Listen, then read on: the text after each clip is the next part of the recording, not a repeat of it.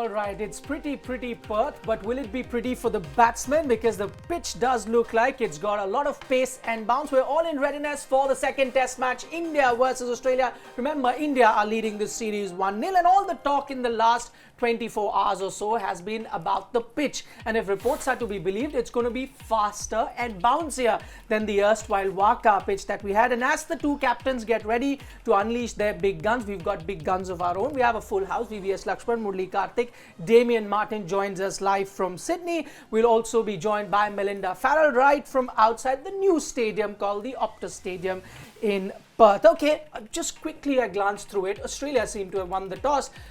I'll start with you. Batting would be the order of the day. I believe it's going to be 38 degrees there.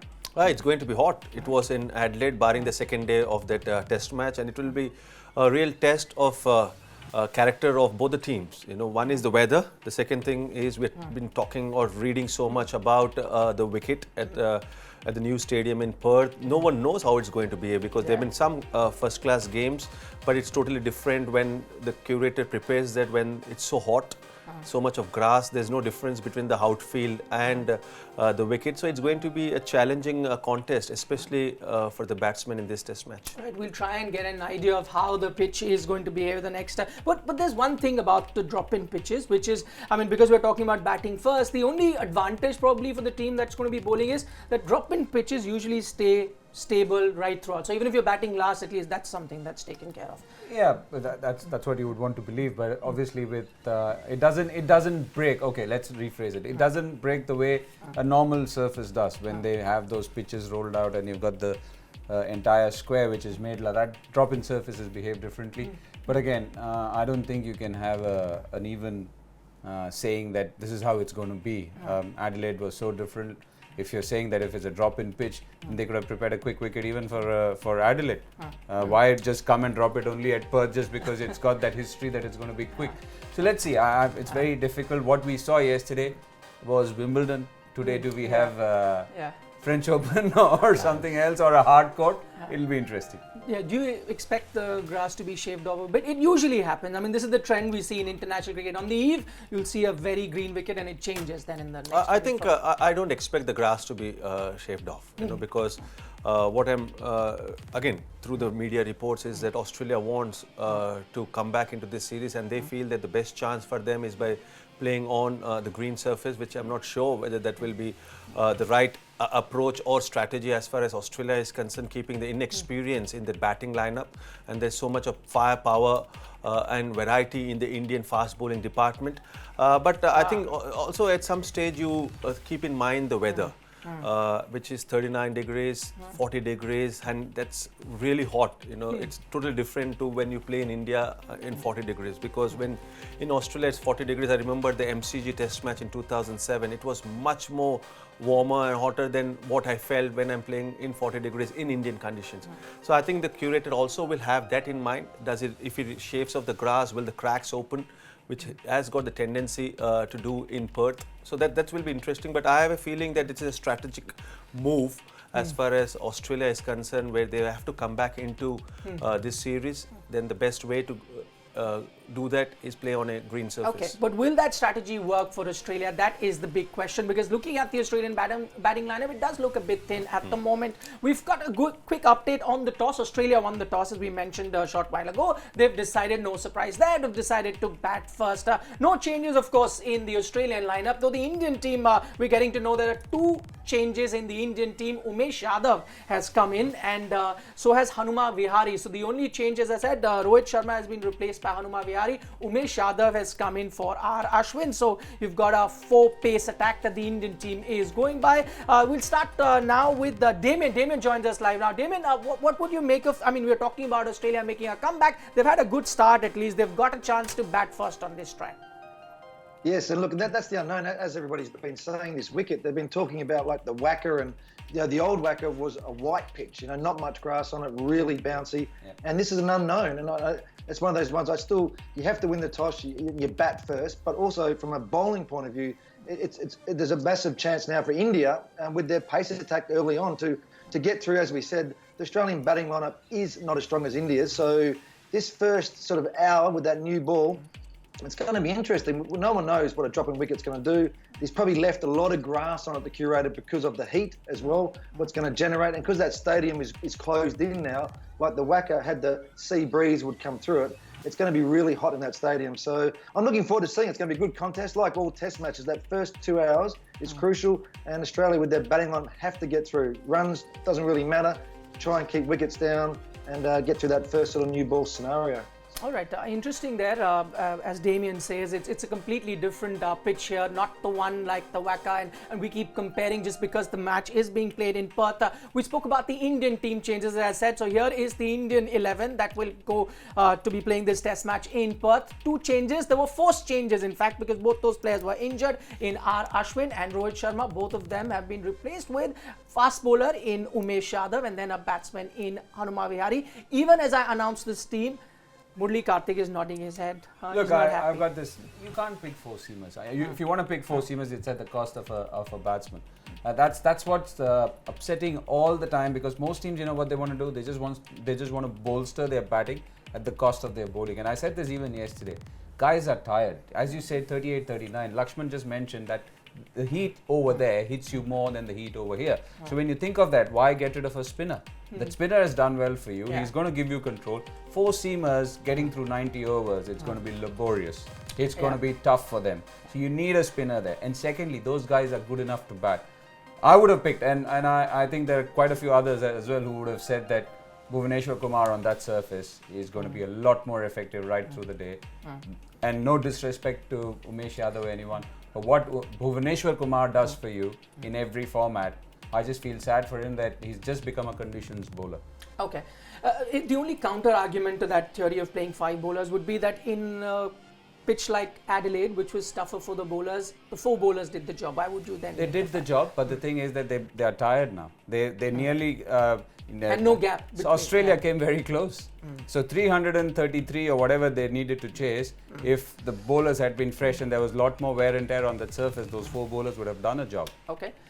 And over here, if you're not going to have that kind of, I see if Rohit and Ashwin had been fit, I would have still gone with the same team, because you want to give that confidence. But the thing is that you're forced to change, so it has to be the change for a right reason. You can't. I'm sorry. This is my opinion. Right. Would you not play a spinner here? We were looking at some records. Sheffield Shield game, the only 5-day game that we've had, where Nathan Lyon was the star with the ball. Would you have played a spinner? No, I would have gone with 4 fast bowlers, keeping in mind the conditions on offer and the way Murali Vijay can bowl, Hanuma Vihari can bowl. And all the more reason what Kartik has mentioned was the 3 bowlers bowled a lot of overs just 3 days back.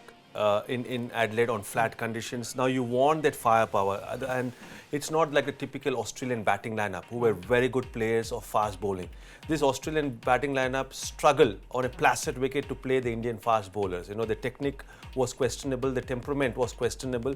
So you don't want to give them any reprieve, when the 3 bowlers are tired. So that's why additional fast bowler, keeping in mind the conditions, and also you can definitely play a Jadeja or a Kuldeep. But who will be more effective on this wicket? Who will be more wicket-taking bowler on this wicket? It would be a fast bowler. But I would have gone for Bhuvneshwar Kumar ahead of Umesh Yadav, for the simple reason that the variety and the variation which Bhuvneshwar Kumar gets will be different compared to an Umesh Yadav, because Umesh Yadav is very similar to the way Mohammad Shami bowls, whereas Bhuvneshwar Kumar can swing the new ball, and he can always come back, keeping in mind that it's a grassy wicket, outfield is lush green, so the ball will stay new, ball will not wear and tear. So it will help the conventional swing bowler like what Bhuvneshwar Kumar is. Okay, so a bit surprising that he's left out. Umesh Yadav does come in. Now here's his record, Umesh Yadav's record outside Asia, that is.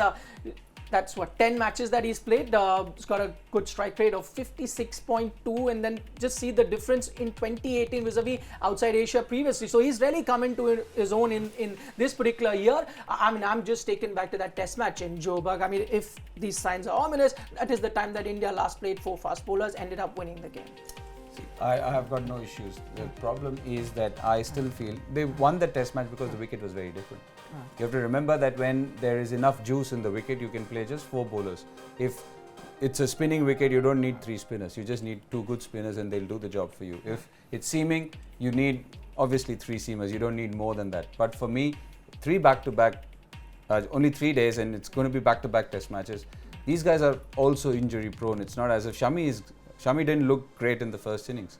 If you look at it honestly, it was different that he came back strongly, and then also the fact that all these guys can bat. Ravindra Jadeja might not be a Nathan Lyon, that he's not going to get that kind of overspin and price a wicket with defense, but he will definitely come onto his own because he does a great job for you with the bat, with the ball.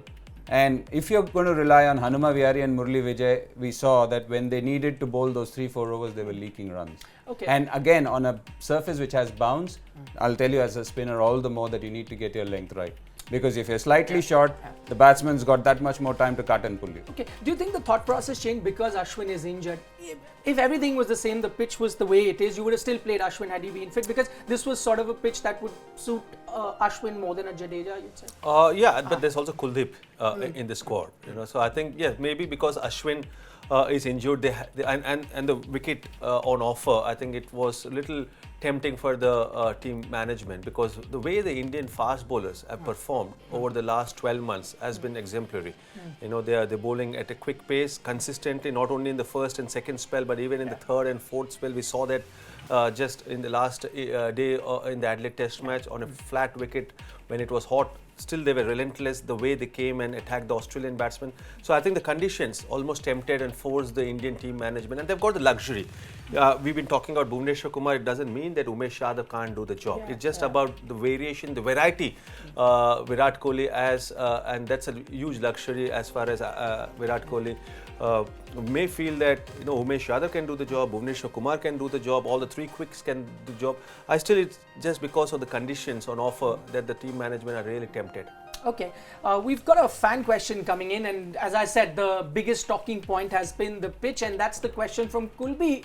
Kuldeep, he asked, how will the pitch behave over the course of play on day 4 and day 5? And we'll take it to the local expert, that is Damien Martyn. He played all his cricket in Perth. Of course, this is a very different pitch. Damien, you've got an answer for Kuldeep? Well, it's making it hard for me. I've never actually been in the stadium yet or played on it. But look, I think, the reason why there's a lot of grass on, I say, is because of the weather as well. Pitches, obviously will deteriorate over the 4 or 5 days. I think there'll be some cracks in it. I think there'll be some natural variation as well over the course. But like all test matches, if you're batting on the last day, it will be hard as well. So it's going to be interesting for all of us to see how it plays out. All right. The other thing is probably sometime when I was listening to Michael Clark, and he's of the opinion you'd be able to tell us that second day it gets actually tougher to bat, and first day is probably the best day to bat then. I don't agree with that, because when you're playing in Australia and on a grassy wicket, the first day also is very, very fresh, and it assists the fast ball. So in fact, I'm surprised that Tim Paine has elected to bat first. Yeah, because maybe because of the heat, and he wants his bowler to rest. Yeah, so when you're not sure of the wicket, you invariably look to bowl first.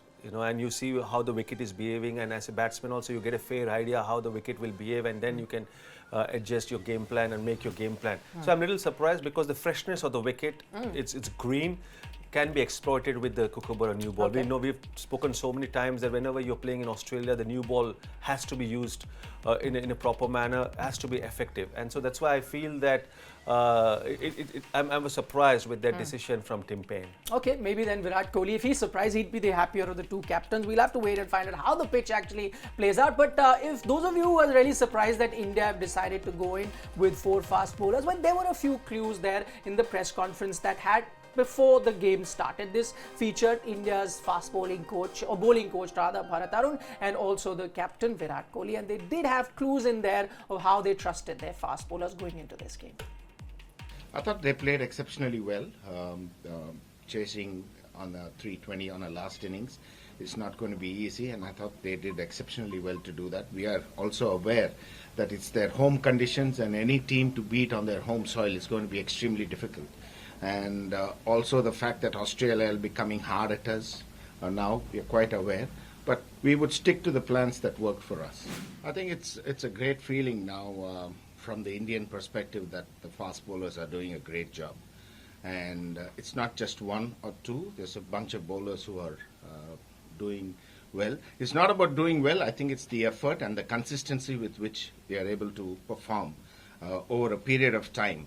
And that's very, very encouraging. So far, yes, I can say that not only now what they did in Adelaide, but what they have done over a period of time in South Africa, in England, and now in Australia. This is probably one of the best group of fast bowlers that India has ever had. We certainly get more excited than nervous looking at lively pitches now, because we understand that we do have a bowling attack which can bowl the opposition out as much as they are convinced about their attack. So when you have 4 or 5 fast bowlers who are at the peak of their ability, it's always a great feeling to have in the side. And for us as batsmen also, it gives us a lot of motivation and boosts us up that we can put in those match-winning significant batting performances, because we have so much belief in our bowling unit right now that we understand if we bat well, we will definitely get the result that we want. So it's a very exciting phase to be in, but something that we need to build on. As I said, we cannot be complacent or satisfied with one win. We have to keep repeating good things to be able to win series, and away it's obviously a little more challenging, but even at home, if you want to win a series, you have to win games, and for that you need to be consistent. So that's something that we're looking forward to. Right, plenty of confidence there from the bowling coach as well as the captain as far as India's fast bowlers are concerned, and no surprise there. Just look at their performance in 2018. This in fact has been the best year for Indian fast bowlers in the history of Indian cricket. That just goes on to tell you how good the Indian fast bowlers have done. They've got the most wicket, that's 146, and we still have 2 test matches to go. So, of course, they'll add on to that particular tally. Let me take that question to Damien. Damien, I mean, you've played against a lot of Indian fast bowling attacks. What did you make of this bunch? Do you think it's one of the finest that India has ever produced? It certainly is. Look at those stats. I mean, that's quite amazing. Looking at those the amount of wickets and the average per wicket, and that's confidence as well, isn't it? I think it's exciting for all cricket when you have pace bowlers running in for your teams, and what Kohli said there was right. Now he has the confidence of really playing on any surface in any country, with the squad he's got, with its spinners, with its pace bowling, even with his batsmen. So he'll be saying here, okay, he probably wanted to win the toss and bat maybe, but he's bowling first 2 hours, first 4 hours. He's going to back his pace attack and try and pick up a lot of wickets. The other thing that's been spoken of, that both bowling attacks are roughly the same. India is slightly ahead as far as batting is concerned. But I'm just going back to that bowling attack. Do you really think they're the same? Because whatever little we saw of Stark in the first test match, India there also seems like they have an edge. No point in comparing. But yeah, they're very high on quality. That's what you can say very easily, that very varied is what Australia is. They've got the quality of Stark, Hazelwood and Pat Cummins. But yeah, again, miles in their legs, miles in any bowler's legs is going to wear them down. And if it's going to be quick test matches, do you go all out, full steam astern? I don't know whether that can happen. Okay. When it comes to Indian bowling attack, that's why I felt that Bhuvneshwar Kumar would have been superb on this wicket. Look, Umesh Yadav is different. Shami, very similar to Shami. Ishant is different. Somebody like, if you're given green conditions, if you're given those kind of conditions, the best man to optimize those conditions is Bhuvneshwar Kumar. So very high on quality, but very varied as well. But as VVS said, the gap between Umesh and Bhuvneshwar is that marginal gap. So even if you've gone with someone like Umesh, it's not much that you're losing out on. Look, again, you would think that if you're given a spinning track, you're supposed to get wickets. So he's played outside Asia. His record in Asia is much better because of the fact that he reverses the ball. He bowls different lengths, whereas Bhuvneshwar Kumar is capable of bowling anywhere, in spite of people branding him as just a conditions bowler. You saw the way he bowled in South Africa. You saw the way he can bowl in England. I definitely feel if there was an option or an opportunity for somebody to play today, and if it's green, Bhuvneshwar Kumar is the man. Okay, we heard from Virat Kohli say on the eve of the game that I do not want any grass to be shaved off. You reckon it was a bit of posturing? Bit of red herring? No, not at all. I think he's confident, and when you're the number 1 team in world cricket, you're looking forward to play on challenging conditions. You're looking forward to win on challenging conditions, which is what I think Virat Kohli and his team are looking to do. And also, he is so keen because he knows the inexperience in the Australian batting lineup, and he's actually feeling that the conditions which he's seeing in Perth is in favour of the visiting side than the home side, and that's why he's very, very pleased. And when you see the quality in that Indian bowling lineup, we've seen the record. and I'm really impressed with the way they bowled the third, fourth, and fifth spell. Not even once did the pace drop down by 5 to 10 kilometers, which can happen. That also shows that how fit they are. So I think as a captain, he's so confident that he's got the ammunition to just rattle through the Australian batting lineup. The reason I say posturing and red herring, because apart from being a captain, he's also a batsman. No matter where you are, a batsman would love a track to score plenty of runs. Yeah, but that's why he's different. His quality has shown through. England were difficult conditions. The next best route, whoever was less than half the runs what Virat had scored. Yeah. And look at South Africa, the way he got runs. Look at Australia the last time he came. He's in a different gravy right now. You can just send him the night before a tour and he'll acclimatize, not for the other batsmen. So that's where his quality is, or his pedigree is in world cricket right now. But in spite of that, he's absolutely right. The way the team has taken on the challenge on playing in alien foreign conditions and tough conditions. The way we won in Johannesburg was tough conditions, very tough conditions. The South Africa were thinking of leaving the game. We were not thinking of leaving the game.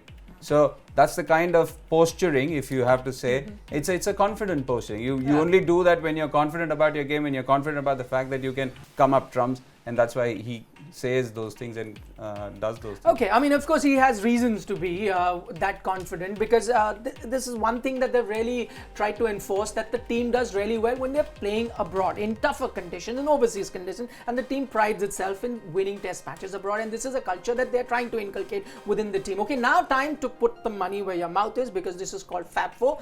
Each of you gentlemen, the three of you who join us, have to pick 4 players you think are going to be outstanding on day 1 of this test match. Now that you know the toss, you know the teams, who would we start with? We'll start with the spinner. No spinner here, so we'll start with whether spinner is there or not there, Kartik has to start first. Okay, before I come to you with your 4 players, quickly run you through the rules. How is it that you get your points? And that is, each run by the player gets you 1 point, 50 run gets you a 10-point bonus, 100 run gets you a 20-point bonus. Each wicket by the player gets you 20 points. A 3-wicket haul is 10 bonus, and then 5-wicket haul is a 20-point bonus. The bowler with the best strike rate for the day also gets you points. Each catch, direct hit, run out, 10 points. A joint effort, catch or run out gets 5 points, and points a player earns in that particular day only. So, day 2, day 3 doesn't count. It's a fresh day each day of the test match.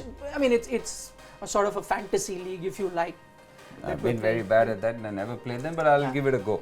My Fab 4. You have no option. You have to give it a go. I have to give it a go, yeah. Since Australia batting first, I expect Khwaja to get runs. Okay.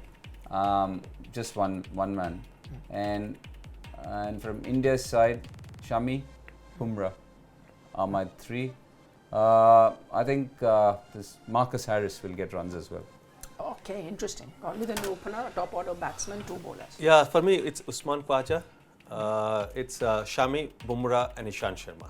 Oh, there's only one change. So it all boils down to Marcus Harris versus Ishant Sharma in your case. Okay, Damien? I'm going to go 2 and 2 here. So I think bowler's definitely going to be today. So Shami for me and Sharma. I think for batting it's going to be really tough, but I've got to back some Australians to make some runs, or try and make some runs.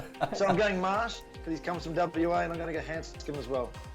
Okay, Hanscom and Marsh, that's interesting. So Damien's gone with completely different, almost different. So it's either going to be Damien on top of that leader points table, or he's going to be last. I mean, either one, because he's gone with completely different thing. Okay, since we're building up to this particular test match, India versus Australia.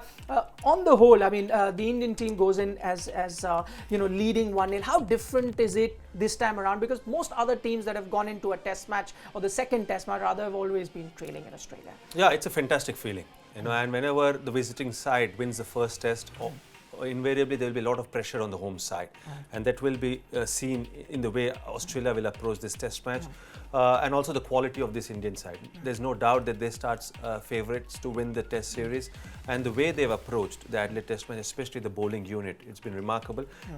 And as a number 1 test playing nation, or who takes a lot of pride in becoming better and better, all they have to do is not focus on the result, they have to focus at improving in each and every department.